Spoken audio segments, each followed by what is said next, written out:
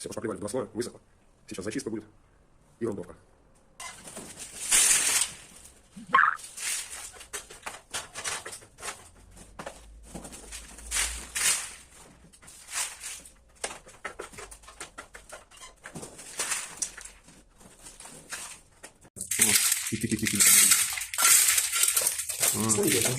Да.